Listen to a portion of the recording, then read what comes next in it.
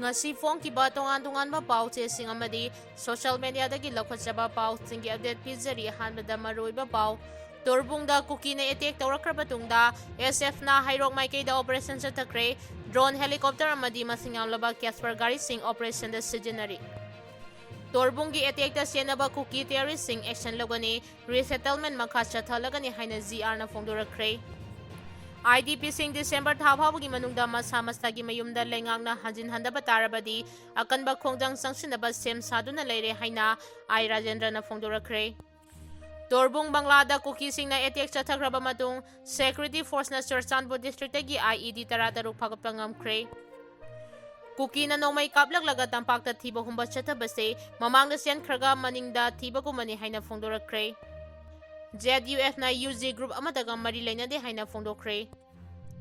Irang sagatpagi lusingbo oikiba ama halambadagi Bangladesh amuk sumai haure Bangladesh da political party ki office pauche ki office Majibur Rahman gi yumda attack tawkre Sahi Nauribi masunupida sexual assault chatharubagi ko na maralaira haina laukthokre Activist Malem Thongam Imphal yaurakre Torbung Phagak Sau Ikhaida designated camp thambiyo haina khunja singna fongdorakre Manipuri governor amasung Assam Rifle ki DG faminaduna Manipur ki security ki phibam nongna khanakre Myanmar military junta ki election Indiana masak khangbiganu haina military ku gi mayokta lal horiba lupsingna appeal tawrakli Torbungda Kuki singna bhom amadi Nongmei kapchilakiba adubu yaningdaba fongdoktuna Yairipok bazarda miyangi oiba sit-in protest tawkre Haudik pau sandongna pizari Torbungda Kuki na attack tawkhraba tungda SF na Heirok maikaida operation sa Twkhre drone helicopter amadi masingamlaba Casper gari sing operation da sijinari Kuki terrorist kharana Bishnupur district ki Torbung maikaida Nongmei bhom kapchinduna mitai na khundaba khulsing da attack chathakraba tungda Thobal district ki Heirok assembly constituency ki mamang thangba sarukta leiba jingda masingamlaba India ki security force sangsilaktuna operation chathakre thawdok adugi matangda Manipur police tagi natraga lanmi gi maikaidagi karigumba wafam amata fongdorakpa leitriba maramna masingamlaba lanmi singgi movement adu icham chamba exercise amara natraga operation gi saruk amara haibadudi chapchana khangma ngamdri ayu anganbadagi hauna Heirok gi mafam kaya marumda masingamlaba security personnel chingchang sinaraki Khong lanmi sing aduna masing yamlaba Casper gari amasung atay makhal kayagi gari sijinaduna maikay adomda thawjilakpa uki ngaihaki matungda nongthakta makhal makha kayagi drone sing paiba uki madugi matung tarakpada lanmi gi helicopter amana holaga purakpa pera commando sing Heirok ki inamung ching mayada thadaraki helicopter adudagi para commando sing position lawduna laimaida songtharaki amasung chingmai kei tamna changsinkiba social media gi platform sing da uba phangki aduma pu numidang wairam fawda maike edomna nongmai maru ama fawa kapagi makoldi takide paramilitary force ki gari kaya amasu Heirok part 2 Heirok part 3 amasung Heirok litan makhongi area sing da thawjilaga thamba uki masing yamlaba forcing aduna khulsing achida leiba yumting changduna operation tawbadi ukide adumakpu makoina tawriba mawong matawsing aduda Heirok amadi masigi akoibada leiriba miyamda akitu jungba poknabagi paulaki lanmi singna sangchiliba sing adudagi mathang chingsang pareng sing landuna chatkhraga Myanmar yaukiba yai operation aduda mi phaba punbagi paudi taba fangde Torbung Banglada Kuki singna attack chathakraba matung security force na Churchanpur district tagi IED tarataruk phagatpa ngamkre Bishnupur district ki Torbung Bangla amasung Phagaktaw Ikhaida thasi ki tarataruk ki numidangda Kuki kulai paiba singna bhom yangna Nongmei kaptuna attack chathakraba matung security force singna mafam adugi akoibada leptana chatharakpa source operation da Churchanpur district ki Lungdai Phai Lainau Khul amasung Kangbai area dagi improvised explosive device tarataruk phagatpa ngamkre haidi Official oiba pawamagi matung ina Churchanpur gi Kangbayrom dagi satharakiba attack singadu state police amadi atay central force singi apunba khutpuna letana chatharakpa search operation sing aduda Kangbay amasung Lungdai Phai Lainau village dagi Tainaba mafam amada Kuki lalhauba singni singnaba singna phumjinduna thamlamba IED adu asoi engang yaudana laukthokki haidi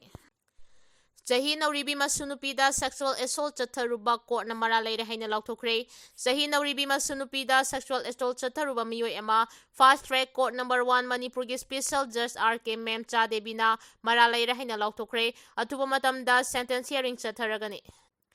Pokso Act 2012 के Section 6 की मखादा मरा लेर हैना लाउथोख्रबा मियोय अदु Imphal east district की लमलाई police station की मनुंग चना लेबा पौराबी मयाय लेकाइदगी नोंगथोंबा मधु मंगोल कवी कुमदाले सिंगनी कुनिथोय की अगस्त तरेता इम्फाल ईस्ट डिस्ट्रिक्ट की वुमेन्स पुलिस स्टेशन के ऑफिसर इंचार्ज ता विक्टिम अदुगी अपोकपना वाकलकी केस असिगा मरी लेना इन्वेस्टिगेशन चथरबा मतुंगदा कुमदाले सिंगनीगा कुनिथोगी अगस्त तरेत की नुंगथल पुंग अनि ताबा मतमदा नोंगथोंबा मधु मंगोल हारिबा एक्यूज अदु लमलाई पुलिस की टीम अमना फाकिबने हाइरी तोरबुंग फगाकचाव इखाइदा डेजिग्नेटेड कैम्प थम्बियो हाइना खुंजासिंगना फोंदोरख्रे तोरबुंग अमदी फगाकचाव इखाइगी मफमसिंगदा खुंजासिंगना फामलिबा लेंगाक का याना चेरोल पिनरिबा पांबैना लुचिंगबा UNLF की डेजिग्नेटेड कैम्प थम्दुना खुनगाकलमा मतमदा खुंजासिंगने नाताबा पुंसी महिंगदा लेबा ngamgani haina Indigenous People Organization इपोंगी वाइस प्रेसिडेंट खुमनथेम चंद्रमणिना फोंदोरख्रे मणिपुर प्रेस क्लब ता MPCM Palem Anauba Samilon MPF Amadi WMO na puna sarug yaduna pangthukiba pawgi mifam amada sarug yaraduna ipongi Vice President Kumantem Chandramani na makata na hai mamang na thokiba thawdo kayada Central Security Force sing na tumina leiraga PR lengak leiringai manungda handak phogakchaw ikhaida nongmai yauna bom thadarakiba adugi matangda Central Force sing na thijinba hauragani hauragliba Central Force sing na thijinaba hauragani hairagliba asti ikai khangdagi Kangkotpa oina mamangda tawkiba asoibasing miyamgi mangkiba thajabadu hanjilhanaba anauba lalong ama oina chatharakpani takli haiki Torbungi attack senaba Kuki terroristing action logani resettlement makha chathalagani haina GR na phongdorakre Thasegi tara taruki numidang pung nipan makhairom tabada Kangluki irang na lanjelaktuna tongan ba relief camp tal lairambadagi nauna mayumda hanjin kibada ngairiba Bisupu district manung chanba torbung amasung phogaktaw ikhaigi khunja singda Kuki singna bom amasung Nongmei Kaplaga attack chatharkiba thawdok aduga mari lainana ngarang torbung da 18 suba Gorkha Regiment ki kangbus singna mafam adugi khunja singa loina na mifam pangthokre mifam aduda 19 GR gi maikidegi Kuki militant singi maikidegi torbungi mitai khunja singda bom amasung Nongmei Kaplaga thabak makhata na chathalaroi mafam adudagi landena khraba miwe sing makhata na amu hana nauna khunda laita hanabagi thabak ngasidagi hauragani January Kuki khulai baiba sing adugi mathakta akanba action lokhalagani haina thajaba pirakre haidi ZUF na UG group amataga mari lainade haina phongdorakre Mount Ararat ki rehabilitation campers singna ZUF ki mathakta siragliba maral sing ado yumpham yaude ZUF na jaliangrong inpui amasong Indigenous people singi Manipuri gi oiba lam singda ain kaina thariba narco poppy plantation sing manghan takhan bagi thabak sing chathabada underground group amataga mari lainaba leite haina ZUF ki Ministry of Information and Publicity gi maike digi phongdoragli Makhatana hariba khongthang asi lobasina narco terrorism amasung ain kaina lam khopchinduna khundariba singi mathakta akanba action chathanaba phireki manung channa pangthokpani lobasina jeliangrong inpuigi miyam lamama song resource jinga senbagi chapchaba phirep lei haidi IDP sing December tha fawgi manungda masa masagi mayumda lengakna hanjin handaba tarabadi akanba khongjang changchinaba sem saduna leire haina Rajendra na phongdorakre Kokomigi lamding makhada IDP singna makoibu masa masagi mayumda December tha phawgi manungda hanjil halu haiba dabi tawduna sangsilakiba rally sit in protest ngaranga thana numit 18 sukre state government na IDP sing December phawgi manungda masa masagi mayumda lengangna hanjil handaba tarbadi akanba khongjang sangsinaba sem saduna leire haina Rajendra na phongdorakre Myanmar military junta gi election Indiana masta khangbigano haina military ku gi mayokta lalhauri balupsing na appeal tawri